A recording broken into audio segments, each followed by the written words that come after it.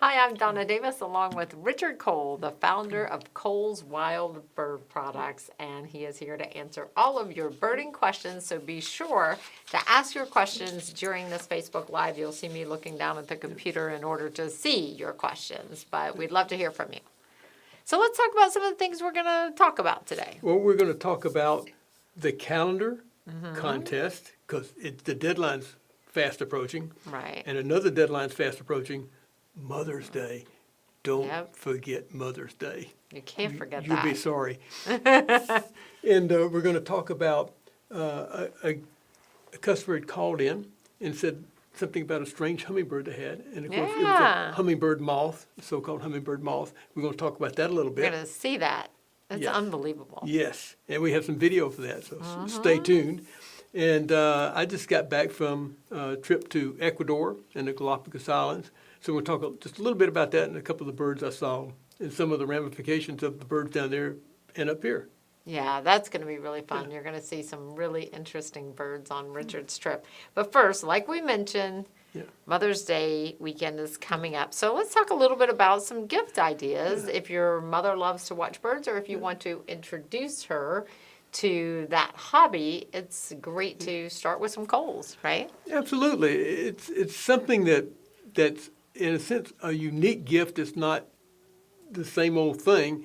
And if your mother likes wild birds and has a feeder or something, you cannot go wrong with a really nice feeder or two, some great bird seed, and some other gifts like that. Coles, of course, has the best bird seed, a wide variety of it, and has some great feeders, hummingbird feeders and seed feeders, to make mom happy and make it so she can attract better birds, more birds, and enjoy them.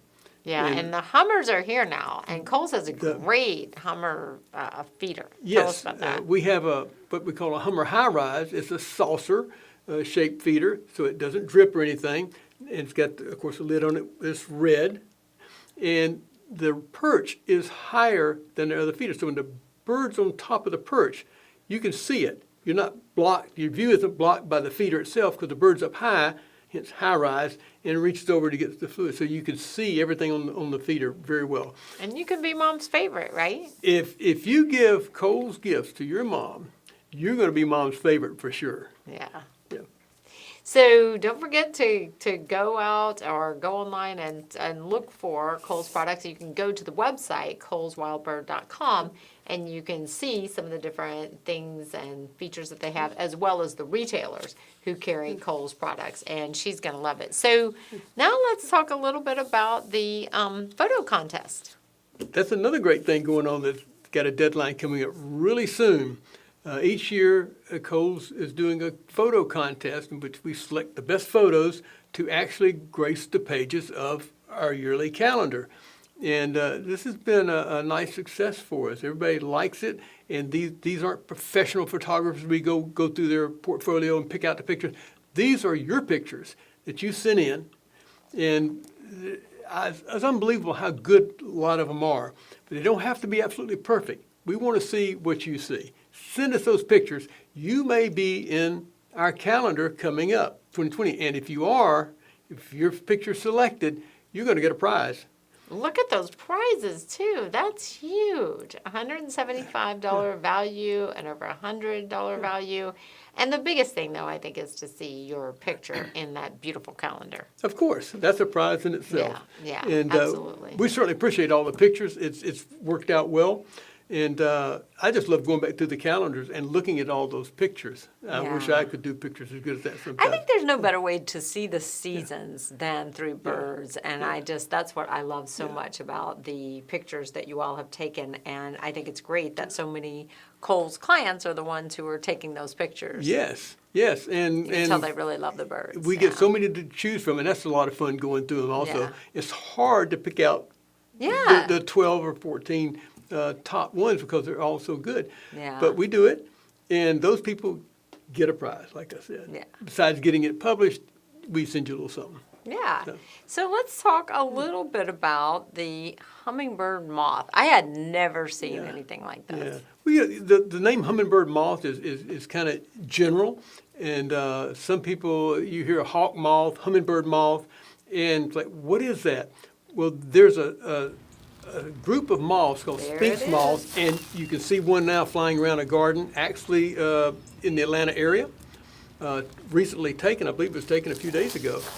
And somebody saw this and said, oh, it's a hummingbird, but it looks strange.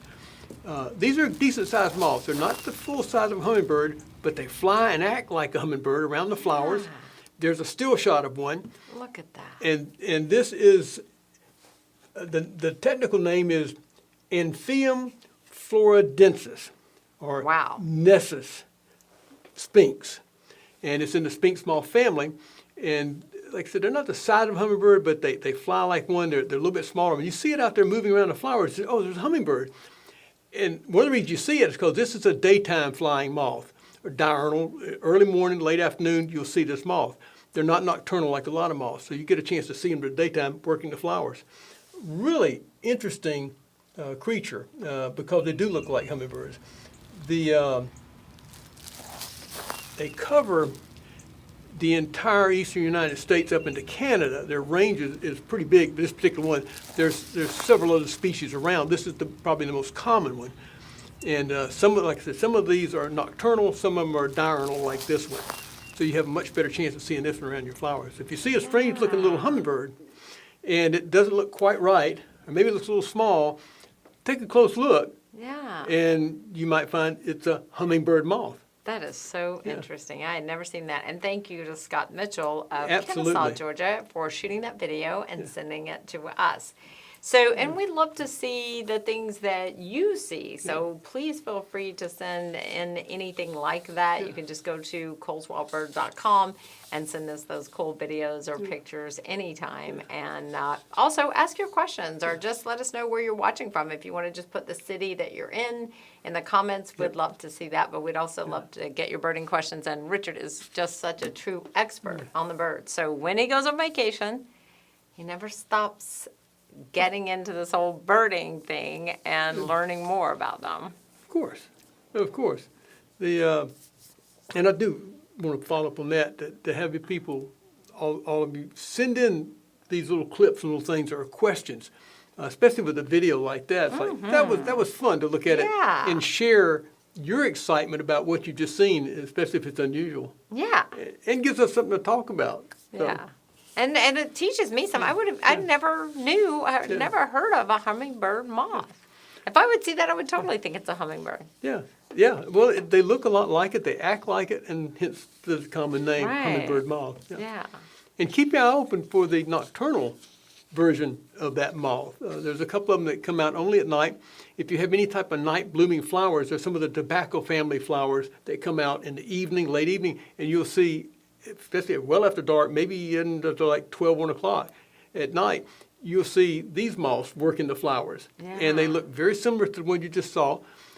The interesting thing is when you shine a light toward them, their eyes, of course, glow very strongly. So they look like little devil flyers of some type because their eyes show bright red. Yeah. And like a lot of animals at night. So, That's interesting. Yeah. Yeah.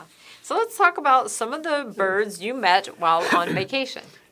we, Nancy and I went down to Ecuador and spent some time. We have been there in a little over 20 years.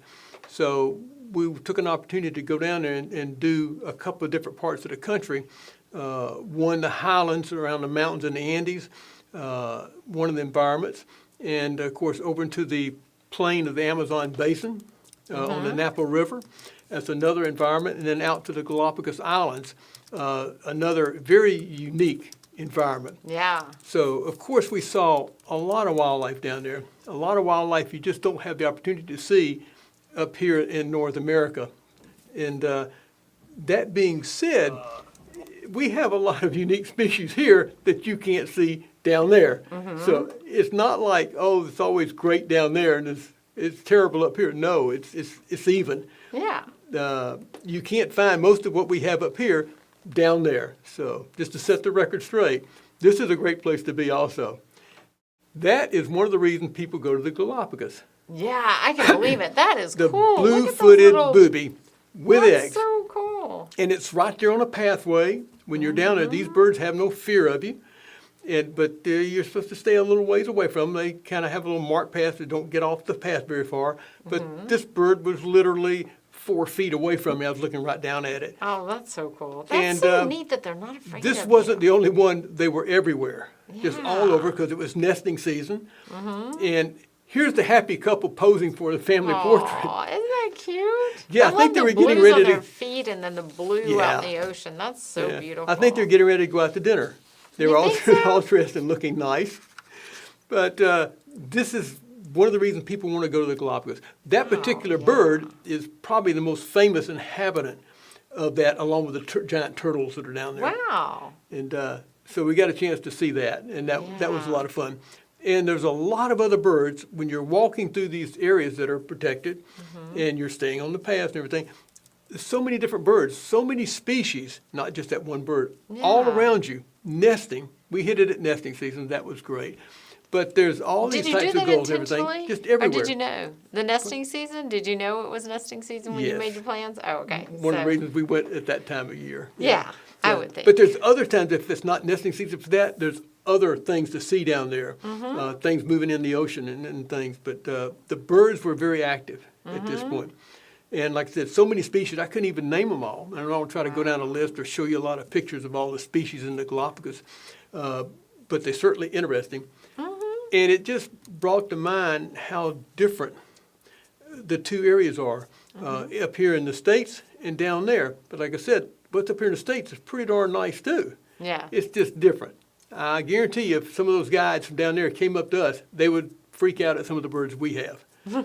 They got it pretty nice down there. Yeah, they do. This is an interesting Wow. bird, and we kept asking people in the group if everybody felt all right, because this is a condor. It's an Andean condor, whose range obviously is the Andean mountains, and it's sitting on a cage. The cage is a very large enclosure, which housed several other condors that were being rehabilitated because of injuries or shots or whatever, and they were also in a captive breeding program since they could still breed. I think they had 6 residents in there in this research area. And at the time, this bird, you see, is not part of that. It just happened to drop in for a visit. Wow. It's like it's visiting its sick friend at the hospital. Aw, And we just looked at this, well, it just showed up that's to so look neat. on the other birds. Yeah. So we got to see a free-flying condor Yeah. out in the wild, untagged, and there it was. That was a nice surprise. Yeah. And what these a people, great picture. yeah, are working on their own with research money, very little research money, and donations to work with these birds and try to ensure their preservation, and to take, like I said, the rehab birds and put them into a breeding program, which makes a great deal of sense. Yeah, it does. Yeah. And then they, of course, release the young. This bird is basically a mockingbird. It's slightly different than ours. The behavior is almost exactly the same. This was right outside of our room on the Oh, Galapagos wow. Islands. And it's like it was just hanging out. Our little porch area was its favorite hangout. It was always looking for bugs. And we watched this bird for a long time, as scruffy as it is, because its behavior is the same as our mockingbird. Yeah. Very little difference. But it is a Galapagos mockingbird. Not terribly rare, but interesting. Yeah. Yeah. And let's see, who's next? Oh, yeah. Aw. You know, sometimes you're just in the right place at the right time, and it's nice when something like this shows up. This bird, as you can see on there, is the lava gull. And at last count, there's only right at 400 pair, period, in the world. That's it. Wow. And we did not take a week to track this bird down. We didn't have to Yeah. go through the jungle to find it. We were on a walk around the beach area to see other birds, and there it was, right there in front of us. So we got very lucky to get to Yeah. see one and got a nice picture. This bird was no more than 10 feet away. Wow. It's like, okay, That it is said, here I am, take a exciting. picture, thank you. Yeah. So it was nice to actually, while not on a serious birding trip at the time, to see a serious bird that people would actually go there to see. So Yeah. That- That is. that And was to- kind of To know exciting. that you've seen something that there Yeah. are so few of those in Yes. the world. and that is a low really- count for a species of Oh, any kind. 400 absolutely. pair, that's getting really low. So So with the whole trip, was the Galapagos the best part of it?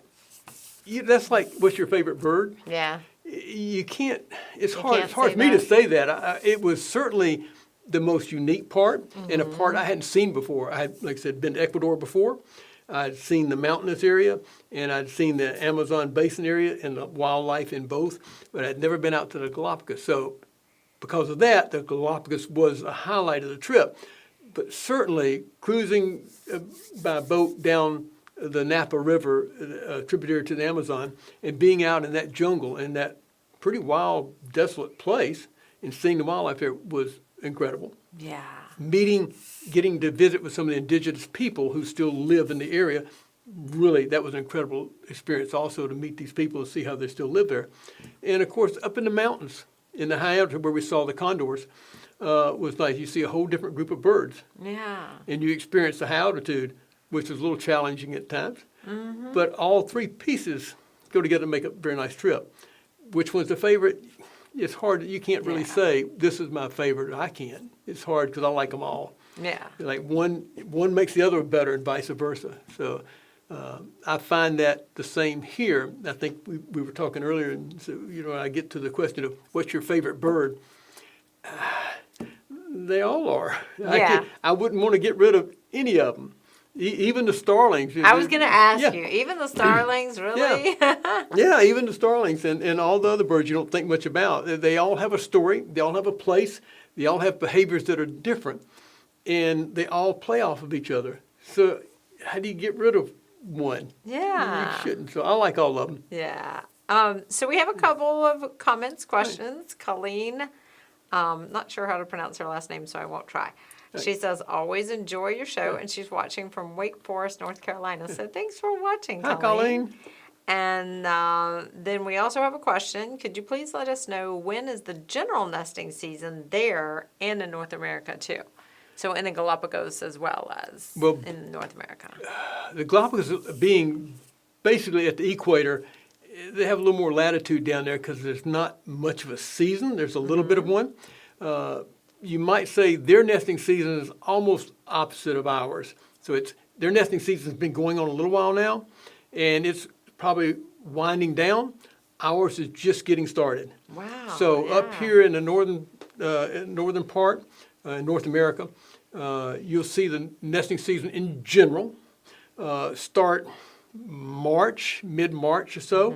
A little later, further north you go, Okay. and last down to maybe 6 to 8 weeks past that. A little further with some other species like bluebirds who will attempt to nest 3 or 4 times a year. They'll push it a little bit. And some birds actually nest later, like goldfinches and things. They'll push their nesting season further down. Down there, it's a wider span of time, but still, I suspect, and I don't know the exact starting date, but it would be a few months ago to maybe a couple months later. You get maybe a 6 months range in there where they could be nesting.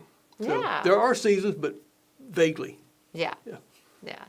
So right now, though, is a great time here in North America to watch the nesting. We have a couple of nesting boxes, bluebirds, and, well, they're supposed to be bluebird houses, but Yeah. the chickadees have moved in, Yes. you know. Yes. So, which is fine. We love to see all types of birds. But, so do you have any nesting going on in your yard right now? Yes. What have you We've got? had bluebirds. We have a box hanging on the front porch. It's basically made out of cement. So Yeah? It's really heavy, but it just hangs on the porch. They've nested in it. I think this is their 3rd year, so they've got the first brood out. It's time for them Yeah. to start the next. I just cleaned the box out. Wow. It's like all their hard work. I just threw it out, washed it Yeah. out, hung it back up. They'll be back. She'll build a nest in about 2 days, 3 days max. Wow. And it'll be fresh straw. There won't be any parasites in it. And she'll have a nice new place to start the next brood. Do they build together, the male and female, or does she just build a nest? She's the main construction person on that project. Okay. He may help a little bit, but she's the number one. And typically the females tend to build nests, and some of them they share it a lot more. Yeah. But it's an interesting project to watch. If you have a It bluebird box close is. by, either that or chickadees too. They all build nests that are a little bit different from one another, and you can identify. That's something else. We talked about field guides before. We will probably do some more later. But you can get field guides for things like bird nest. If you see a bird nest in a tree or in a box, you say, "What is that?" You can look in the field guide, and it will show you what that.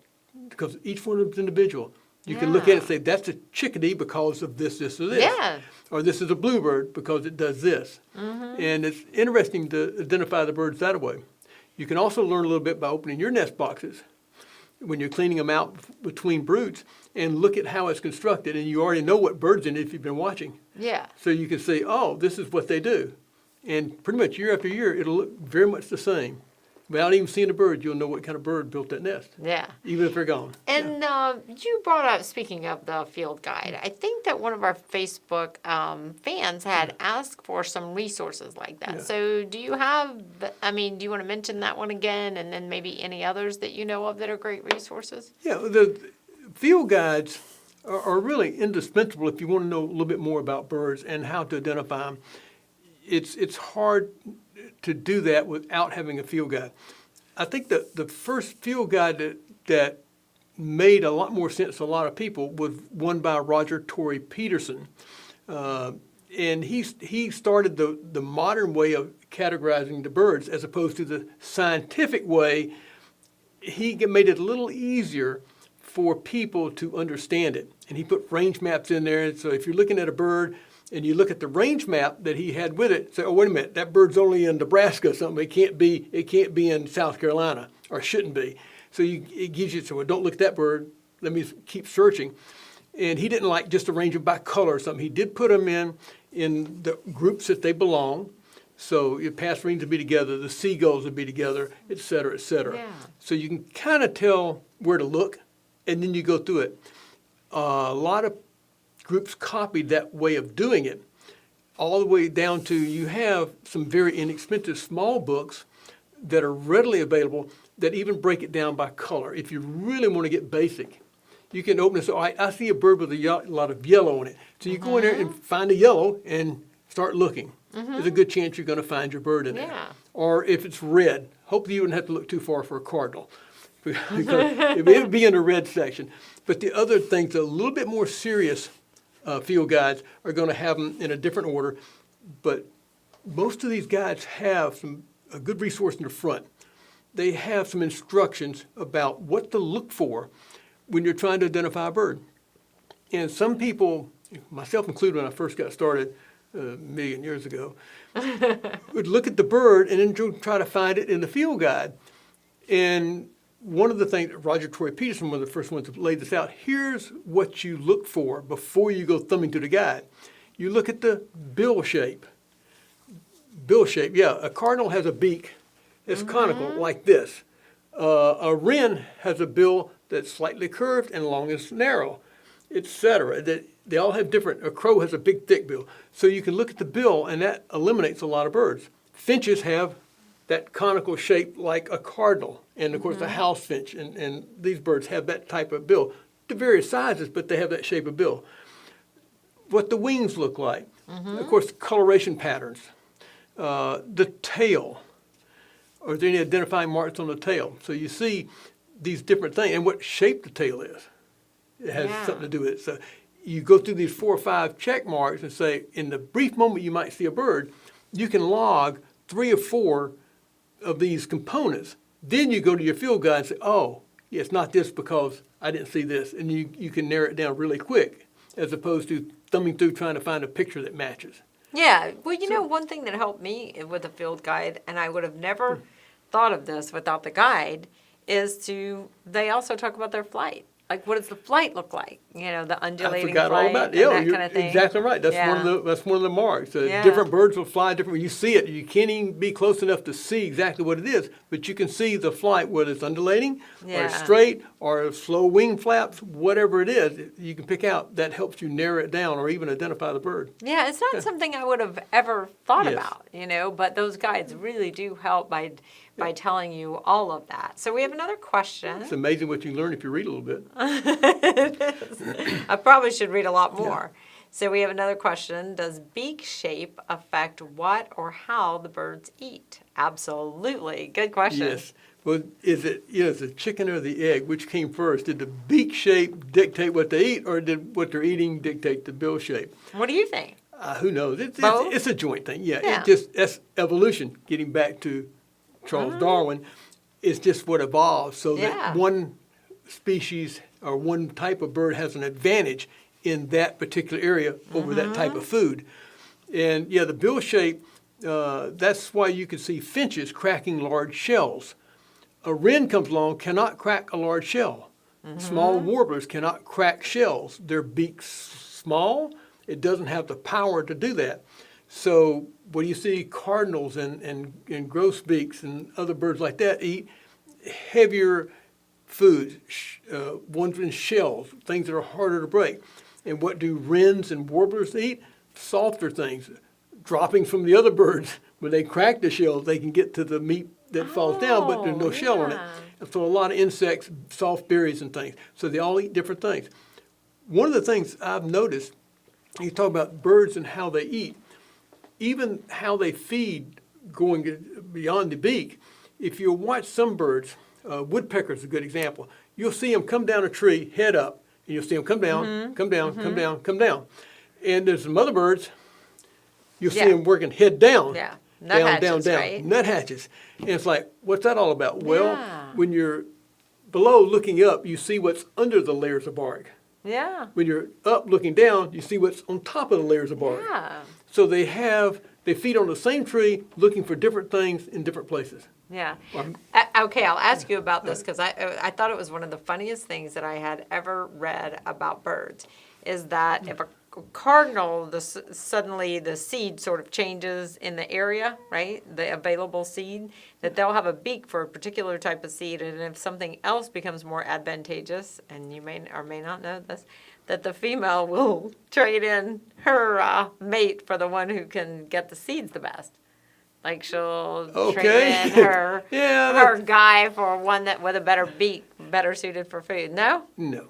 You just don't want to believe it. You're romantic. No. No, I'm joking. I'm sure you know everything. You know, these things take time. If there's a sudden change in any environment for a species, they're in trouble. Oh, yeah. They're in trouble. And the ones out on the edges of that territory or that behavior may survive.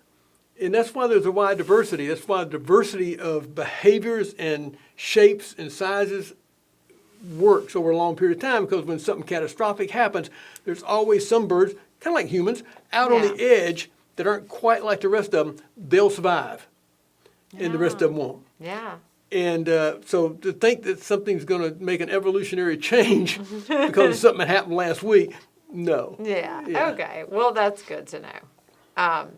So we only have like a couple of minutes left. We do invite you to ask your questions now, or just write in the comments like where you are, where you're watching from, that kind of thing, or what you love about Kohl's. And then, so let's just remind people really quickly about the Mother's Day stuff. I'm telling you, Mom's going to like you best if you get You'll be the something favorite. nice like a Kohl's feeder. There's several to choose from, or some of the Kohl's bird seed. Put it all in a nice little basket.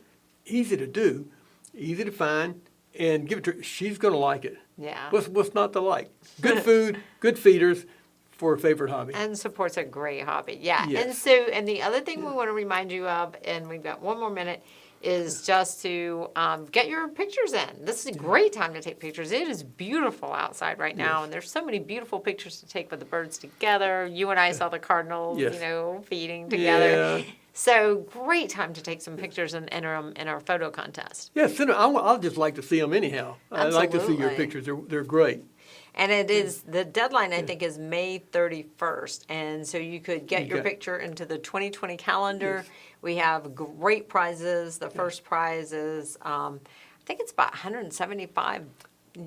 over $175 value with all of these. A lot of good stuff. Yeah, look at those feeders and all that. That is just wonderful to be able to have. So, yeah, we really encourage you to take part in that.